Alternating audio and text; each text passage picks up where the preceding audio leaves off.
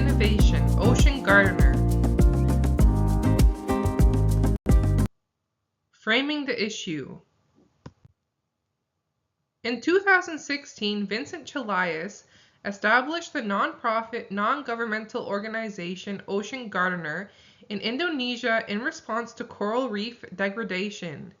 With a background in marine aquaculture, Mr. Chalias saw the opportunity to create commercial coral mariculture farms to restore damaged reefs. Mr. Chalias founded Ocean Gardener with Mr. Manu, the head of the Bali Fishermen Association. In 2000, Mr. Chalias and Mr. Manu established the first commercial coral mariculture farms in Indonesia, providing coastal communities with techniques to establish their own farms. Ocean Gardener emphasizes the education about restoring and preserving the coral reef ecosystems to benefit conservation efforts. Presently, Ocean Gardener has established 7 projects in coastal communities of Indonesia, involving different types of coral planting. They grow corals on reef stars, in hard and soft coral nurseries, through direct planting and rope planting. Ocean Gardener coordinates their projects with partners across Indonesia. They have partnerships with the Indonesian Fishermen Association, the Indo-Ocean Project Organization, the Nuenza Palau Community Group, and tourism businesses such as surf schools, dive schools, and resorts. Ocean Gardener trains young fishers in diving to become employed reef restorers, showing the potential in community-based restoration projects. The Nuenza Palau Community Group provides local youths with a hands-on coral restoration program. Ocean Gardener trains interns at Indo-Ocean Project to plant coral around numerous parts of Indonesia, such as Crystal Bay, Tanjung Bira, and Raja Ampat.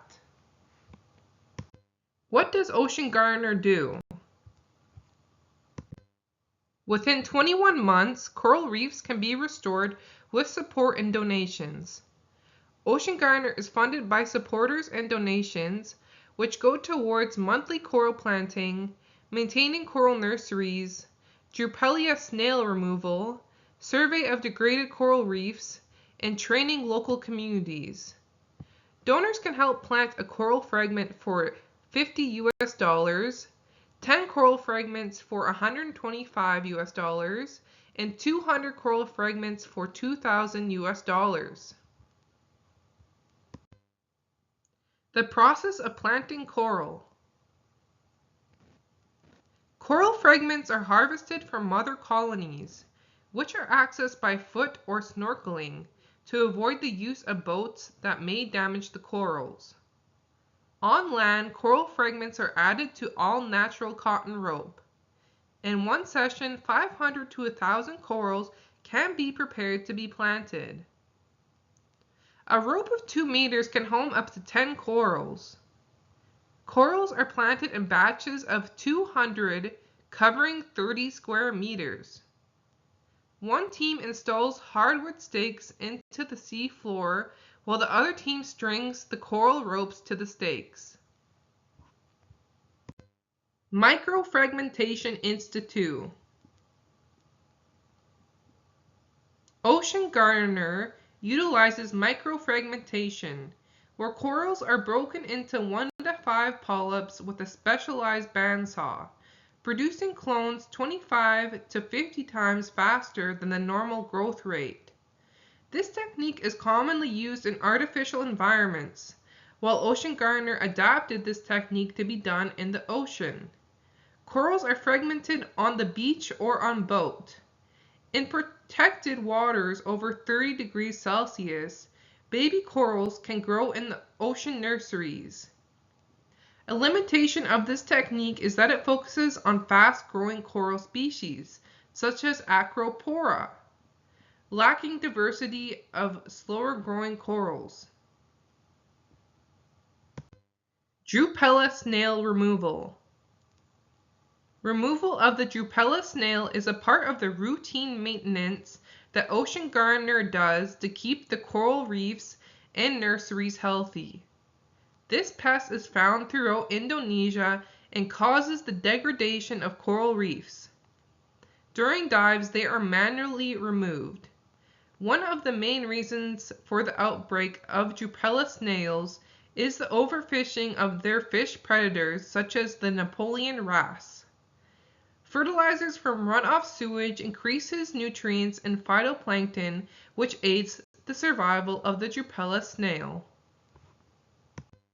Who and what benefits from Ocean Gardener? Ocean Gardener benefits tourism, local communities, fishers, and the ocean environment. Ocean Gardener does sustainable coral farming, which provides livelihoods to local communities.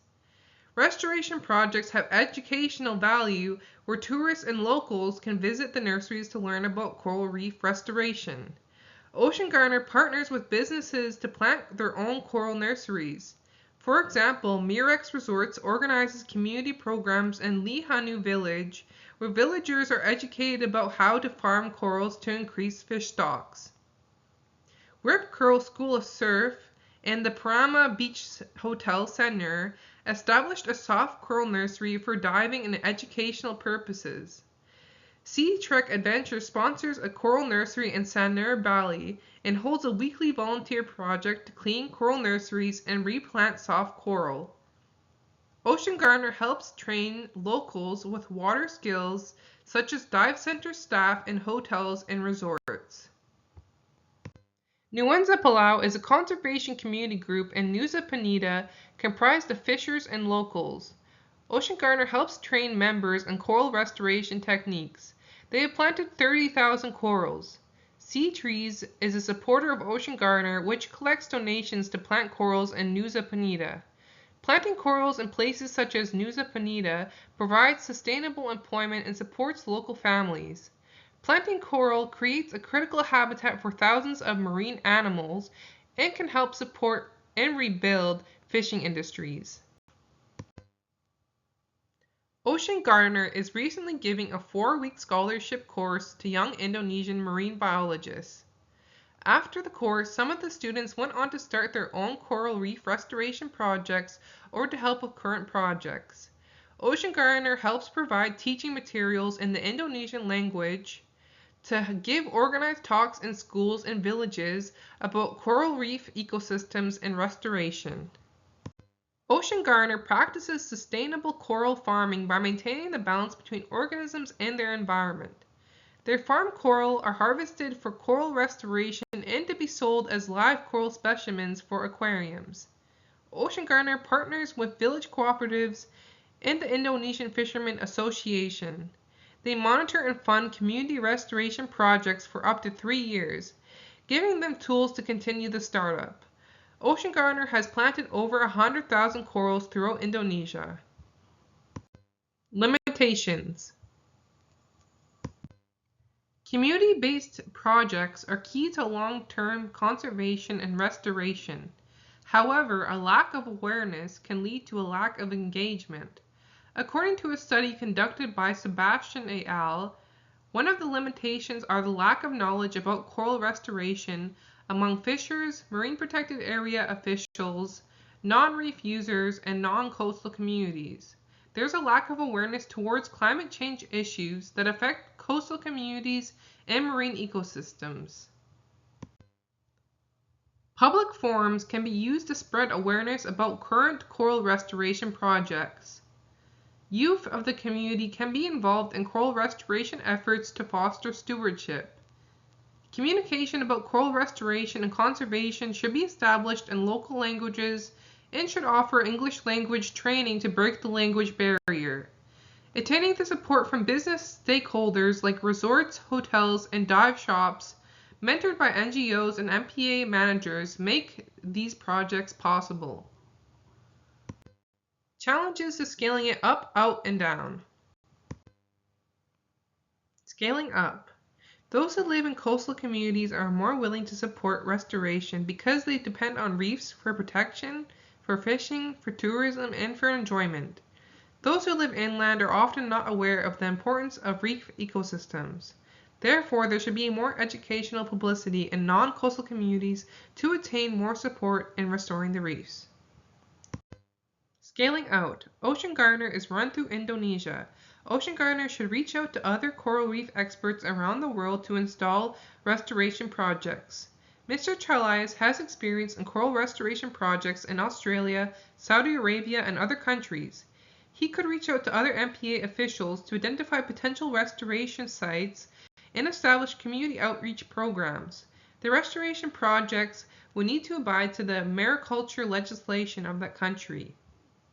Scaling down. Conservation will reduce the work that needs to be done to restore reefs. Firstly, there should be more environmental awareness on the way pollution, physical damage, and climate change affects reefs. People and businesses should do their part to reduce these effects. Secondly, there should be more MPAs, mooring areas to avoid the use of anchors, and clear markers to identify fishing and boating areas. Untapped potential and unintended consequences.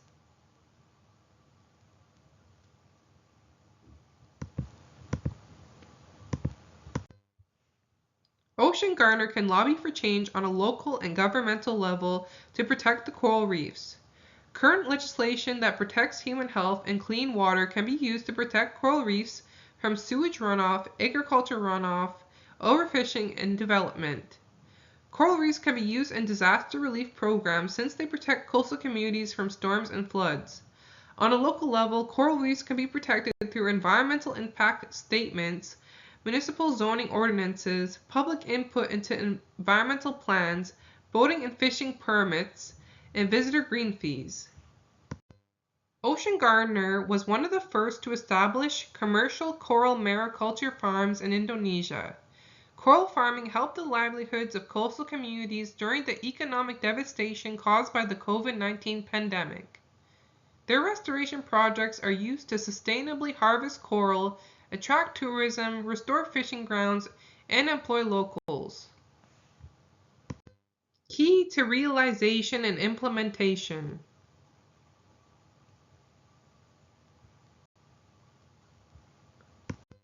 Ocean gardener has 25 years of experience in coral farming. They have a restoration team of marine biologists, professional divers, coral farmers, conservationists, students, village cooperatives, and fishing associations. Their team helps provide locals and a larger audience with information about reef ecosystems and restoration. Since establishing these restoration projects, there has been an increase in marine animals living among once damaged reefs. The key to implementation is the donors, supporters, and partnerships that provide funding for these projects. Ocean gardener utilizes their website and social media platforms such as Instagram, Facebook, and YouTube to blog about their coral restoration projects and to reach out to those who are interested. The key to success is involving local communities to monitor and maintain these restoration projects even after installation. Thank you for watching.